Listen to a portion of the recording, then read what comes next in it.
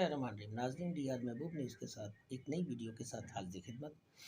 आज भी हमारा मौजू जो है मिडिल ईस्ट के साथ साथ रशियन और यूक्रेन का जो कॉन्फ्लिक्ट है उस पर भी बातचीत होगी और स्ट्रेटेजिक जो मामलात हैं साउथ एशिया और इससे आगे अब्रॉड द वर्ल्ड जो अपडेट्स हो रही हैं, जो डेवलपमेंट्स हो रही हैं, उनके ऊपर आज हमारी बातचीत होगी।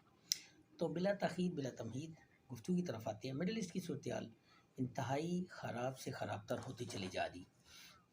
अब आप ये देखें, जो इमेजेस जो क्लिप्स आ रहे हैं, जो वीडियो क्लिप्स हमारे सामने आ रहे हैं, इंतहाई तशवीशनाक हैं और इतनी अफसरदा हालत है कि अब तो स्ट्रीट टू यानी जो मैन टू मैन है, स्ट्रीट लड़ाई फाइटिंग जारी है और इसराइली आर्मी जो है वो ज़मीनी हमले तेज़ कर रही है। लेकिन यहाँ एक बड़ी दिलचस्प डेवलपमेंट जो हुई है कि पिछले 48 घंटों में हमास के मुजाहिदीन ने और उन्होंने इसराइल के 40 से ज़्यादा इसराइली फ़ौजियों को वास्ले जहन्नम कर दिया। उसके साथ साथ उनको उनकी जो ग्राउंड फोर्सेस की जो मिलिट्री मैकेनिज़्म है उसको बहुत ज़्यादा नुकसान पहुँचाया। मिलिट्री व्हीकल्स हैं, टैंक्स हैं और कैरियर्स हैं, इनको बहुत ज़्यादा नुकसान पहुँचाया। अब जो इसराइली प्रोपेगेंडा है वो अपनी जगह है और उन्होंने एक फेक बेसलेस और झूठा जो प्रोपेगेंडा किया है, इन एक वीडियो में दिखाया गया है। कुछ जो जो आदमी है उसने वेपन उठाया हुआ है और उन्होंने जो यानी वो शॉर्ट पहनी हुई है और वो सरेंडर कर रहे हैं। अब ये चीज़ें दिखाकर एक दुनिया की चौथी बड़ी या जो अपने आप को बहुत उसने एक हवा कैम की हुई थी, अपना एक बड़ा उसका एक रौब और दबदबा था इस पूरे मिडिल ईस्ट में। अब ये इस किस्म की यानी ये फेक और बेसलेस किस्म की चालें चलेंगे और लोगों को गुमराह करेंगे कि जी वो जो हमास के एक भी हमास के मुजाहिदीन को आज तक जितने दिन से जब से 7 अक्टूबर से ये कॉन्फ्लिक्ट शुरू हुआ है तब से उन्होंने एक भी हमास का मुजाहिद अरेस्ट नहीं किया और ना ही किसी ने सरेंडर किया। ये सब टोटली बेसलेस बातें हैं।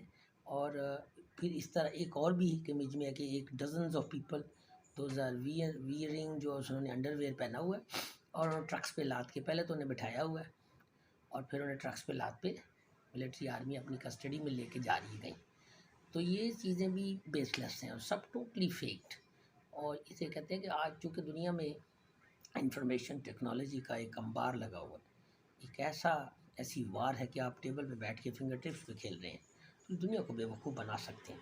हक़ाइक़ इसके बिल्कुल बरअक्स हैं। स्ट्रीट लड़ाई में हौसला नहीं है इसराइलियों में और ना इसराइल का कोई पुराना ट्रैक रिकॉर्ड है मिलिट्री कि वो ज़मीनी महाज पे स्ट्रीट टू स्ट्रीट पावर जो है वो अपनी शो कर सके या कोई इलाका कैप्चर कर सके या इलाका छुड़वा सके।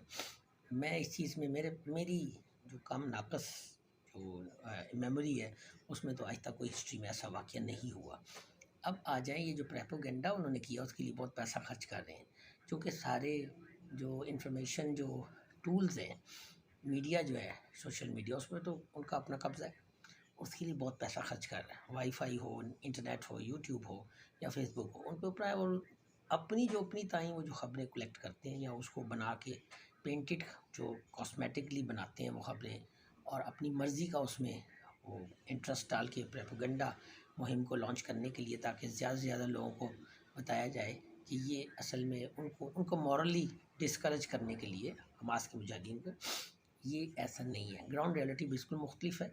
एक भी हम जो हमास का मुजाहिद है उन्होंने आज तक ना तो सरेंडर किया ना गिरफ़्तार कर सके हैं उसे। सिविलियन मामलों में तो बहुत ज़्यादा आगे है इसराइली फ़ौज और वो सिविलियन को मारने के अलावा और कुछ काम नहीं उन्होंने किया। सिविल लोगों को मारे और दुकानें लूटने और छोटे छोटे गरीबों की शॉप्स हैं जहाँ पर बिस्किट और वो चीज़ें पड़ी हैं वो लूटते फिरते नज़र आते हैं। वो इमेजेस अल जज़ीरा टीवी हो या दीगर जो भी आज़ाद जो ज़राए हैं वहाँ से आप देख सकते हैं कि किस कदर जिसे कहते हैं कि चवलपन का मुजाहरा किया जा रहा है और चवलें मारी जा रही इसराइली आर्मी की तरफ से और नहत्तों मज़लूम फ़लस्तीनियों को किस तरह बेदर्दी के साथ जुल्म सितम का निशाना बनाया जा रहा है। और एयर स्ट्राइक्स हो, बम्बार्डमेंट हो, टैंक्स के ज़रिए हो, तोपखाने के ज़रिए हो, नेवी के ज़रिए, उसमें कोई कसर नहीं है। लेकिन जो एक बड़ी दिलचस्प सूरत-ए-हाल मेरे सामने जो आई है वो ये है कि रशियन प्रेसिडेंट व्लादिमीर पुतिन का जो हॉटलाइन पे टेलीफ़ोन आया तो उस दौरान वज़ीर आज़म इसराइल का जो वज़ीर आज़म है वो कैबिनेट मीटिंग कर रहा है और जंगी मीटिंग हो रही है। उसमें इसराइली आर्मी चीफ भी है और दीगर मिनिस्टर्स भी हैं। तो वो मीटिंग छोड़कर वो हॉटलाइन जो कॉल आई है रूस की रशियन प्रेसिडेंट की, उसको उसने अटेंड की है। तो अब आप ये बताएं कि अक्सर व बेशतर जो हॉटलाइन होती है दोनों मुल्कों के डीएमजी होती है ना, मिलिट्री जो ऑफिसर होते हैं उनके दरमियान होती है वो हॉटलाइन। अब वो प्रेसिडेंट